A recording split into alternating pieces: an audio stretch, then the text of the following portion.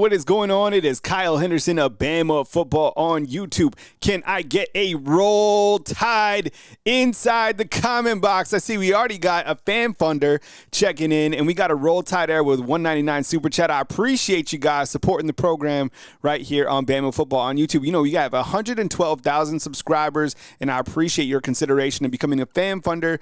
Just $2.99 per month to support the program right here on Bama Football on YouTube. Let me know how you're feeling inside the comment box, and let me know where you're watching from. I always like to see, for you guys to rep your city, rep your state. Chris from New Jersey checking in. Max, what's going on? Nicole, I see you inside the comment box. C-Dub, and everybody out there inside the comment box early on in the show. Today, what we're going to talk about is the biggest questions going into year two for Coach Kalen Deboer, right? On the back end, I definitely want to hit on the basketball team as well.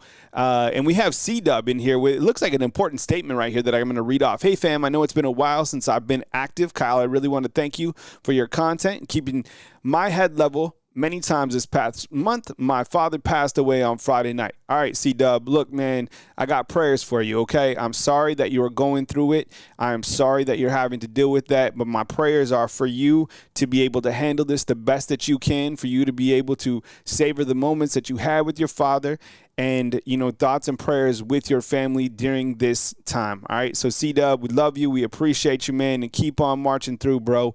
And sorry to hear about that. Okay. So Kyle Henderson, Bama Football on YouTube. Thank you very much for being here today. And my first question, right, that I'm going to pose, and I'd love some feedback inside the comment box. And look, this is hot right off the top, right? Will Ryan Grubb help Alabama get back into the playoffs? Well, I think that the Ryan Grubb news, and I've been talking about this for like the last 48 hours plus, the Ryan Grubb news is it gives us some optimism. After where we felt in January, it seemed things were a little bit dull because of the way that things happened last season and this and that. But I feel that when you have Ryan Grubb coming in, this is what we wanted from the jump. And that's why originally, if you rewind all the way to 2024 at the beginning of the season, that's why we were excited about Kalen Deboer. I feel that Kalen Deboer, we should still be excited about him and his overall philosophy. Has the culture changed a little bit? Sure. But I think schematically, why we are excited about him is because he came as a 1-2 package with Ryan Grubb, a name that was quickly becoming synonymous as one of the top offensive play callers in college football very quickly. This happened very quickly.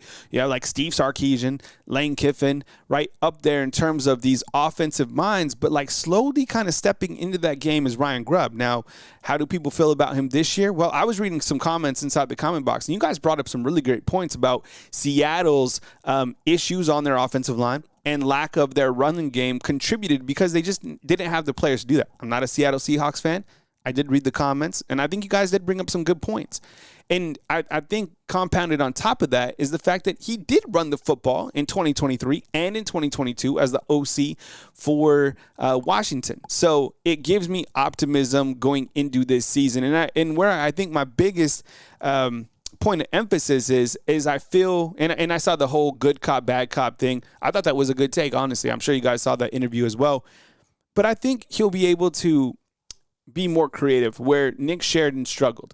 And I do agree that Nick Sheridan in games, he did have a couple opening game scripts where I was impressed. But overall, I felt it was just, he's not at this level. In fact, Alabama hasn't had an offensive coordinator that they have needed at this level since Steve Sarkisian, plain and simple, right? So I feel that Ryan Grubb will be able to come in, compounded on the fact that he has this personnel, and be able to really elevate Alabama's offense and kind of make Alabama's offense great again, if you will, right? Because think about it, Alabama's offense, they haven't had a quarterback throw for 3,000 yards in 3 seasons, a running back run for 1,000 yards in 3 seasons, and a receiver catch for 1,000 yards in 3 seasons. We need to see progress in each of those areas. So will Ryan Grubb help Alabama get back to the playoffs?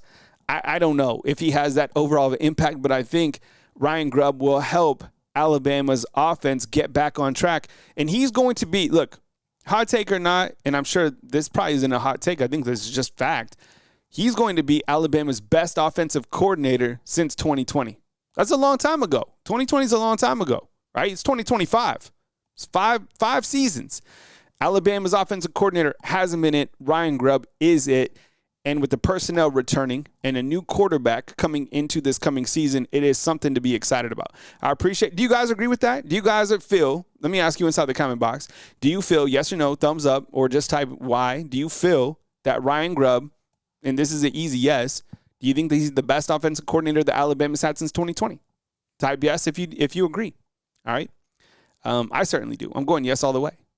And we've talked about the personnel the last couple of days that he has coming back. How could you not get excited with Alabama's, all the weapons that they have returning? Just, some of these are obvious because we know which areas they need to fix. The other thing is, has Alabama's brand taken a hit from not making the playoffs? This is crazy because their brand is so strong. Alabama's brand is like elite. Think about this. They've lost to Michigan 2 straight times, and I don't like to, this is sometimes uncomfortable. But I feel that the brand took a little bit of a hit. I really do. I think, and maybe not the brand, but maybe the national perception changed for Alabama football following this loss, these 4 losses this past season. I could be wrong on that. I just feel I've kind of seen it a little bit because I do feel that with NIL and how college football has changed, that Alabama was once like way up here and like now quickly they're kind of parallel with some of these teams that I thought they would always be ahead of. I don't know. And Eric T, I think that's a really good point too. The Alabama hate is real, right? What do we talk about? The Bama fatigue? That certainly exists. And anything negative on Alabama football drives ratings for every single channel. If Alabama is doing well, it doesn't do so well for our channel, but it does well for all the other national channels because finally Alabama, they think the walls are collapsing, that they're going to be able to infiltrate, right, this great program that's existed on top of this mountain for such a long time under Coach Saban, and they think that the walls are down and that you could just go in, raid the prospects, and that Alabama football is going to be a mid-tier SEC team. That's not the case. People think that, and they want that to happen because they have PTSD of what Coach Saban did to them for the past, 10, 12 seasons. But there was a bridge year, and we have to accept that. There was no easy – whoever stepped in this past season, it was going to be challenging for them, more than challenging. And they were going to take some lumps, and Coach Kalen Deboer took some lumps. And while we could talk about him saying, word salad and, maybe not pulling Jalen, I feel Kalen Deboer never really, cried or pouted about these things. He kind of just moved forward, right? Spotify is free, yeah. What's up, front? Chris Baldwin, I see you inside the comment box. Eric D, what's up? Daniel Adams, good morning to you guys.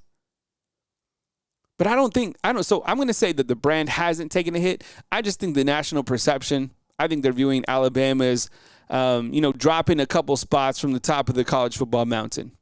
But like I said this all the time, it doesn't take Alabama long to get back that type of momentum. I appreciate you guys being here on today's show. Kyle Anderson, Bama Football on YouTube. These are also uploaded later in the day to iTunes and Spotify. So, and get inside the comment box today. Fan Funder, inside the comment box, $2.99 to support the program. And I really appreciate that. All right. Does Ty Simpson have the it factor? Who the hell knows? I don't know. Do you think, let me ask you inside the comment box, yes or no? Do you think that Ty Simpson has the it factor? How could we even answer this? Right? And I'm the one that's posing these questions today.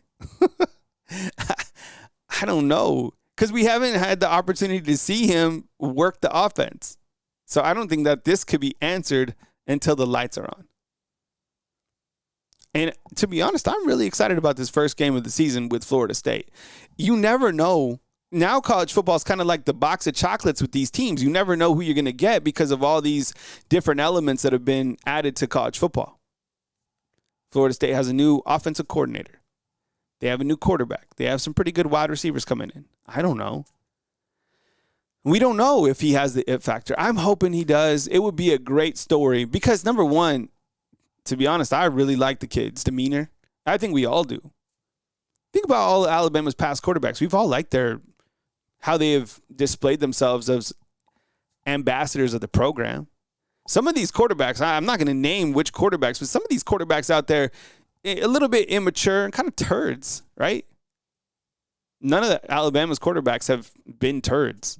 All of them have represented Alabama's brand like professionals.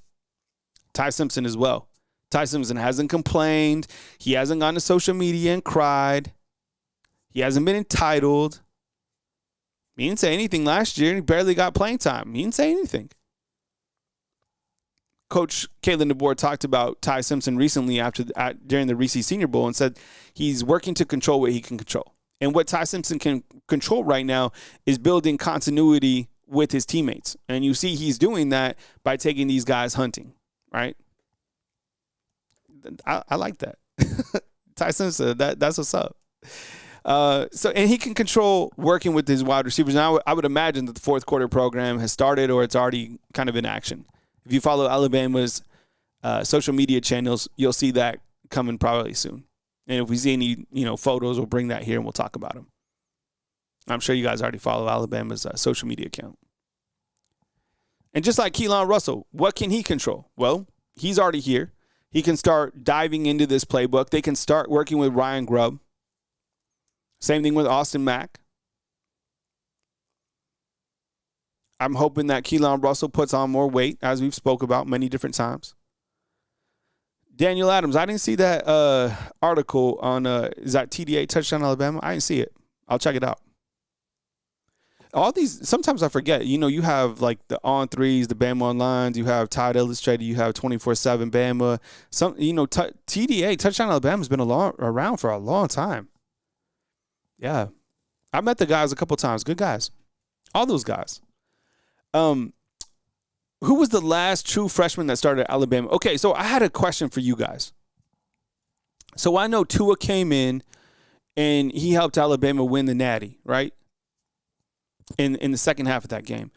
But I was thinking about it, and I didn't even, before the show, I just threw up the question because I wanted to interact with you guys.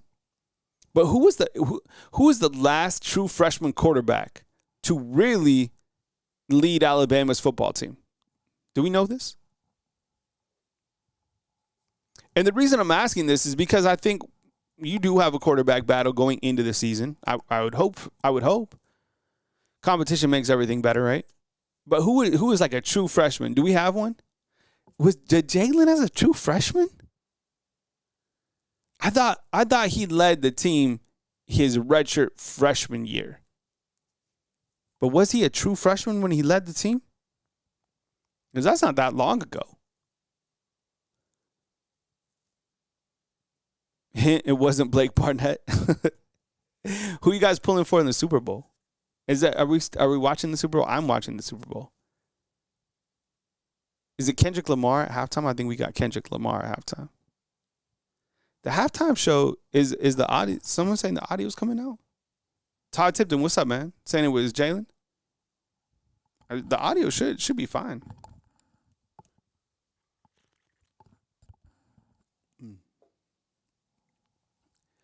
Blake Barnett. Daniel's like, Blake Barnett, you digging deep. Was Hurts as a true freshman. Man, that's amazing. Just to think about that Jalen and some of these other guys playing for the Super Bowl, man, that's amazing. I'm pulling for the Eagles 1,000,000%. I like the 49ers. It's just the Eagles, they got Bama guys. Plain and simple. Plus, I like the whole story of Jalen Hurts. I don't know if the Chiefs, I don't know if you guys saw this, switching gears real quick, but Patty Mahomes was asked during Super Bowl Media Day yesterday. Did you see this? He was asked if who his favorite official was in the NFL. Did you see that? He got pissed off.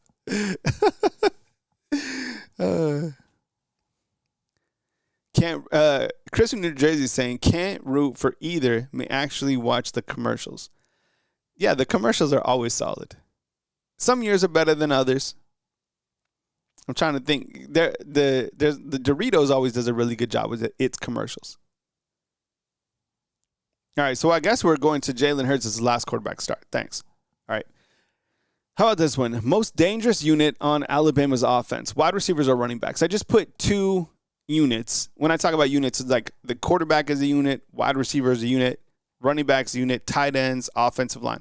I think the strongest set with Alabama going into this season, at least as of February 5th, is either I think it's wide receivers then running backs. That wide receiver room is loaded. It would have been fine. Think about this. In my opinion, the wide receiver room would have been fine without Isaiah Horton. I think it would have been very good without Isaiah Horton. You add Isaiah Horton, my goodness, I would imagine that room is one of the best in the nation, right? Everyone's saying wide receivers. Larry Lars, what's up, man? Good to see you, bro. Daniel Adams is saying definitely not the O-line. Yeah, we know the O-line, isn't it? But I'm still, call me crazy, but I feel I'm still excited about the offensive line because Caden Proctor, Parker Brailsford, and Jaden Roberts return.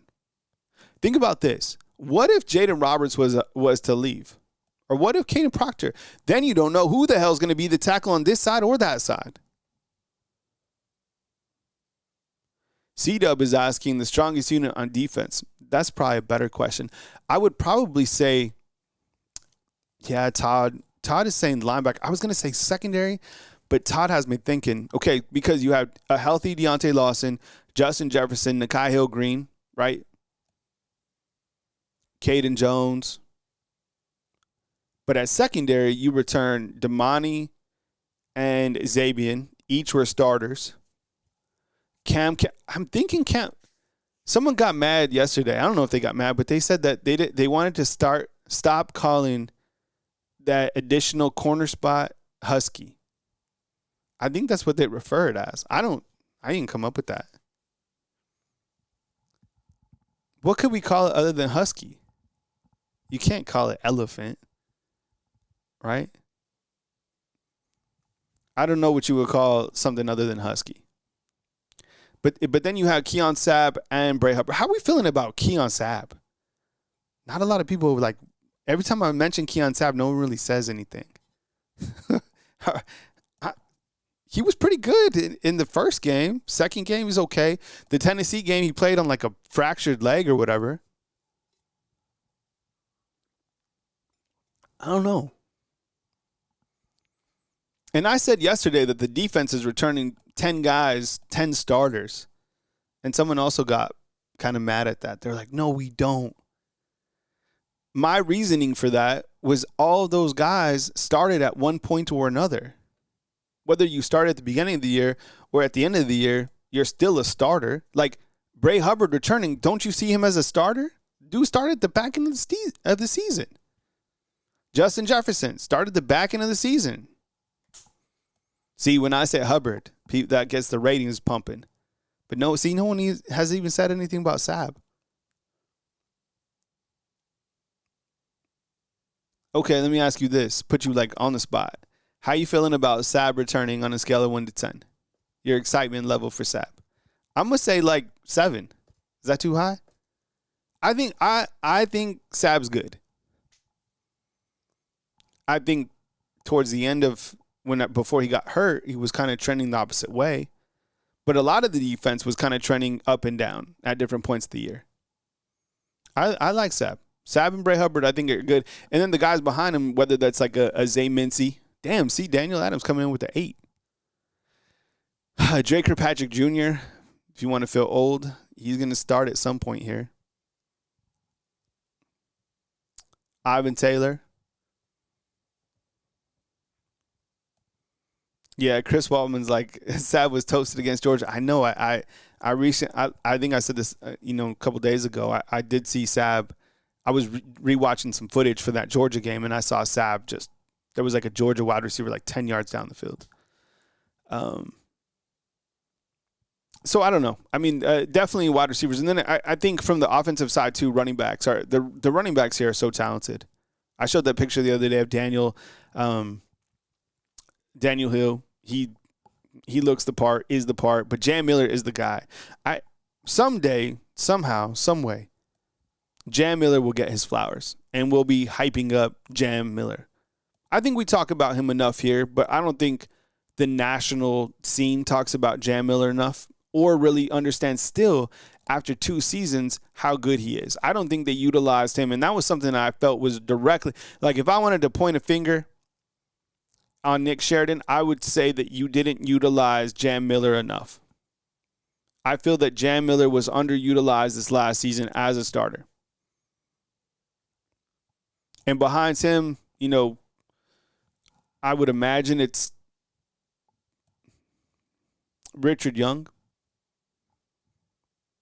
And then Draylon Washington, I guess Daniel Hill, Kevin Riley, and A.K. Deere. A lot of running backs. That's why when you start talking about this, Xavier Crowell, one of the top running backs in class of 2026. Well, next year's running backs, you got to think that you have Richard Young, Daniel Hill, Kevin Riley, A.K. Deere, and if Crowell, the number 1 running back in this class of 2026, if he's going to come, you have to look kind of at the depth chart. Alabama is really good at running back for the next several years. Tusk and Trunk. Oh, I kind of like that. The Ivory Hunter. Ooh, that could get the sensitive people pissed off. Kendrick Law, man. God. Kendrick Law was a weird. That was so. I'll never understand Kendrick Law. I'll never understand if he was good or not. It seemed like he was going to be good, but maybe he just wasn't. I don't know. That was a weird. I think eventually we learned like Ben Davis wasn't it. He just wasn't good. Remember Ben Davis from a couple years ago? Or like, was it Kendrick Blackshire? I don't think he was good enough like to really step on the field. But I just thought Kendrick Law, oh man, I was waiting for him to do something, but he never did. I don't know. That was a weird one. Where did JoJo Earl go? Because JoJo Earl hit the transfer. Can someone look that up real quick? Remember JoJo Earl? I felt he left a little too early too. I would have liked to have JoJo Earl or Aaron Anderson. I mean, now the wide receiver room's so stacked. You can, the guys don't really matter, but I forgot where JoJo Earl went because he went from here to TCU, and then I think he hit the portal again, but I don't think I ever saw where he went. I thought he was good. I felt Aaron Anderson was better than him. No, I know he went to TCU, but I think he hit the transfer portal again. Like, I think, Rico Scott, for example, I feel that he's equal or greater than TCU. He's still at TCU. Huh, okay. Well, good for him. All right, the defense is so loaded. Who are the top 3 on defense? Like the top 3 players on defense. LT Overton, Damani Jackson, Deontay Lawson. Is that it?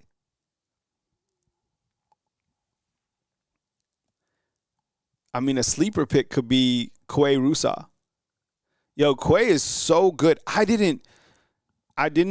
was surprised, I guess, not by his ability, but I was surprised that he eventually beat out all those guys at the Wolf position to be the starter. Because you had, I guess Q Robinson was maybe the starter. But Quay seems like we don't really talk about him a lot. Tim Keenan, right? I think the easy list is LT, Deontay, Damani. Maybe underrated guys are like Quay, James Smith, and I don't know. Maybe somebody else that will kind of emerge. And then when you start to look at kind of the list at that bandit position, man, when is Keon Keeley going to play? Right? Larry Large has a LT Overton, Justin Jefferson, Damani Jackson. Man, just got to be patient. Some of these reserve players are so good. They're just right there. They'll be, if their name gets called or if there's an injury or something, they're right there like a Keon Keeley, Yanzi Pierre, right? Those guys are like right there. Jalen Mbakwe might be, he's a reserve, but he's right there. Whether that's on offense, defense, whatever.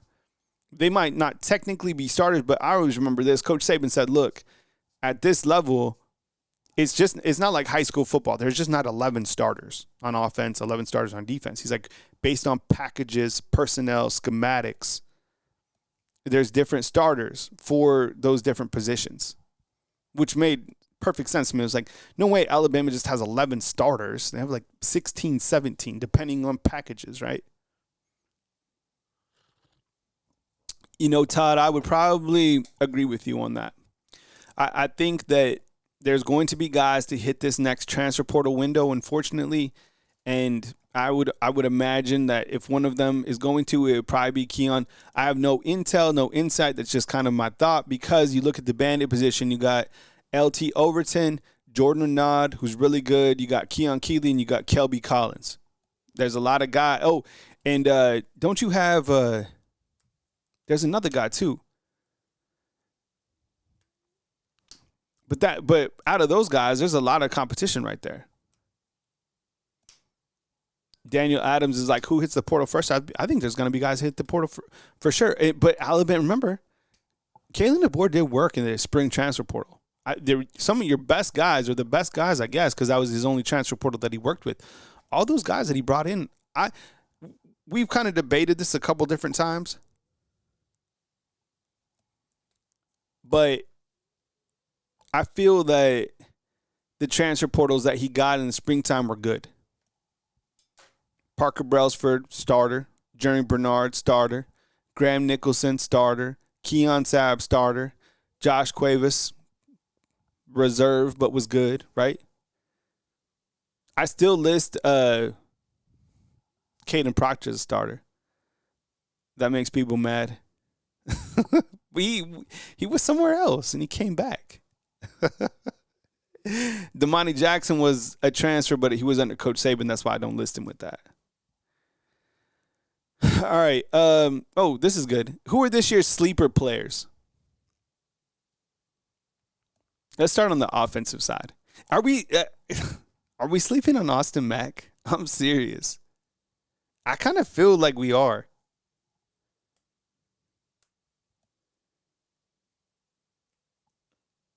It seems like we don't really talk about him that much. I don't know. Maybe we're sleeping on him. The running back room, like I said, I feel the national perception is still sleeping on Jan Miller, but I think everybody knows what those running backs are capable of. Wide receivers, I say Rico Scott. Don't forget about Jalen Hell whenever he's healthy. Who else could we dig up? You know who we never talk about is Bubba Hampton. That could be another name to watch if guys are going to leave or whatever, unfortunately.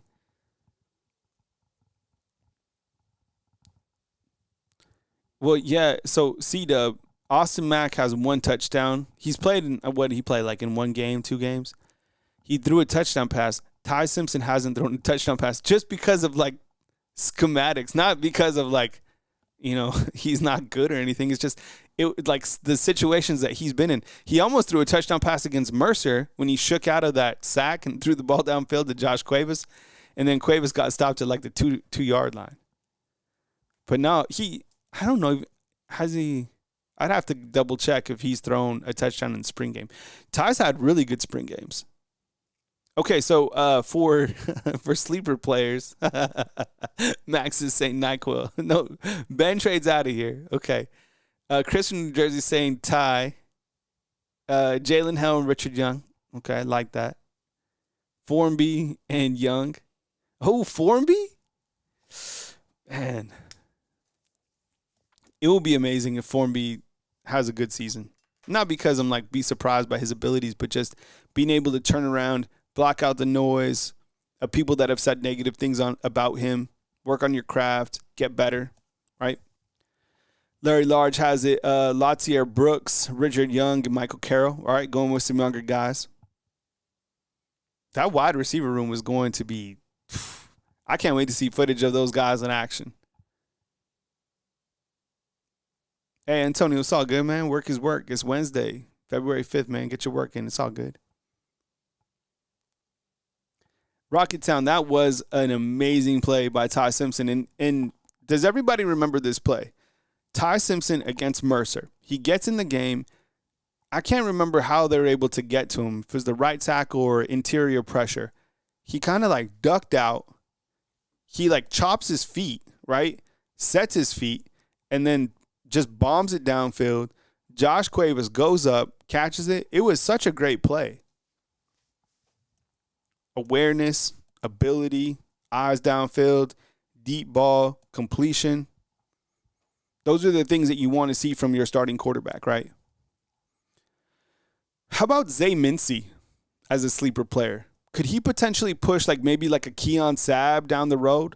I don't know. Zay Mincy, during some of the bright spots from that rainy Michigan game were Zay Mincy. I didn't know that he's going to play safety like that. He's pretty good. He's so versatile too because he's got some good height on him. And maybe sleeper players, and I know they're just coming here so we have no idea how good they are, but maybe like a Dejon Lee or a Chuck McDonald who doesn't get a lot of like hype. Sometimes these freshmen come in even in the summertime and they really surprise you.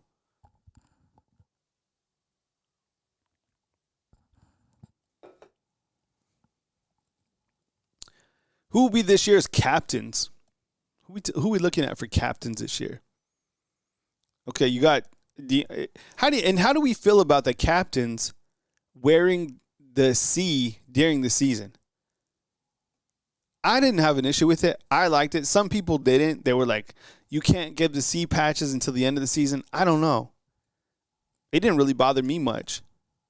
Let's see. Deontay Lawson, he'll be one because he was a captain this year. Got to earn it, but I would imagine he is. Oh, man. Who else are our captains? Parker Brailsford, right? I don't know if he'll be one. 4 captains. I'm looking for 4 captains. 2 on defense, 2 on offense.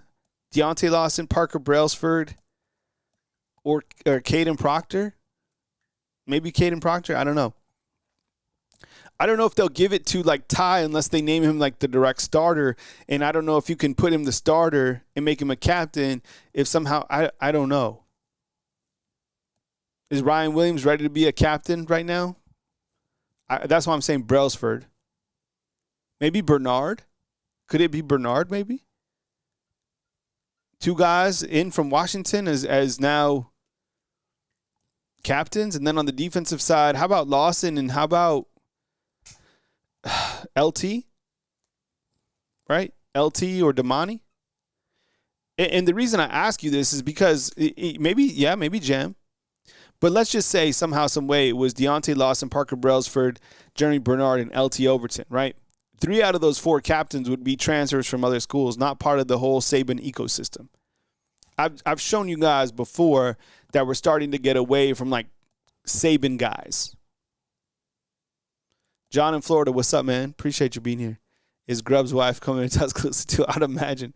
You imagine the first question that Ryan Grubb gets when he gets here is they're like, hey, Ryan Grubb, man, glad you're here. How's your wife feel about living in Tuscaloosa? And the crazy thing is, we've never, I don't know who made that up, but damn, that stuck right up top with us. She never made a statement. I don't think he ever said that. Whoever came up with that or started that, his wife could break the internet if she's just like, I love it here.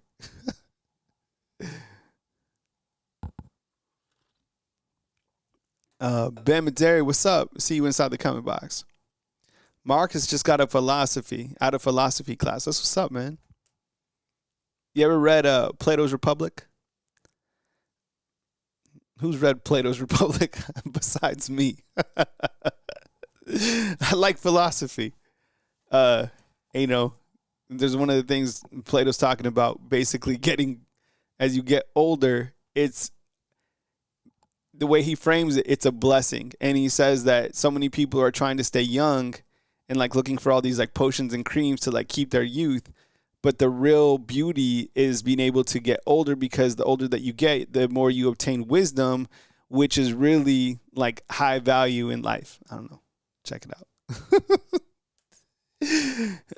Greg, what's up, man? He's saying every eye and ear in Tuscaloosa will be directed at Grubb's portal. I know, man. She should just come out and be like, I love it here. I'm at Waysider Restaurant, and these grits are the absolute. All right. How many games will Alabama win this season? Okay. I think, was it FanDuel that put it out that they're supposed to win I think it was 9 games. Is that true? I haven't read The Cave. I'll check it out. No, I haven't checked out The Cave yet. How many games will Alabama win? I think the bar is 9. So when you look to Alabama's football schedule, here's the full thing, all right?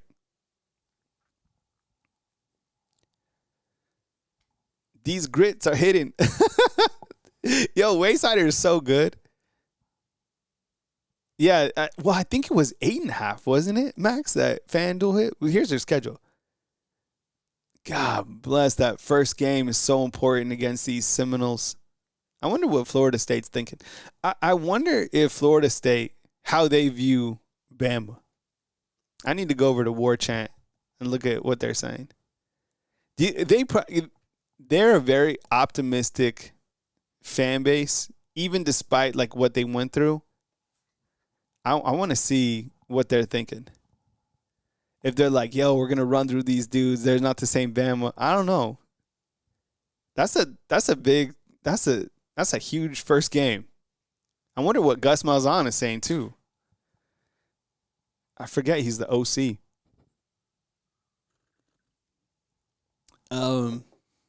Man, that Georgia one.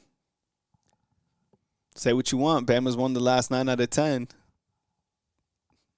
But Georgia fans don't accept that.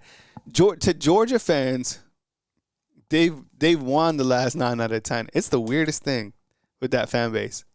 I love them for it. I have a good buddy that I've recently got to know over the last couple of years. He's more rational. But most Georgia fans, and some will even jump inside the comment box, it's they've won the last 9 out of 10. That's a crazy stat, right? Vanderbilt coming back, they'll be better. And they'll be there. It's no longer bottom of the barrel. They'll be good, but they won't be like they were last year. There's no way Pavia comes into Bryant Denny on Saban Field and balls out again. He likes to talk too. He's a confident dude.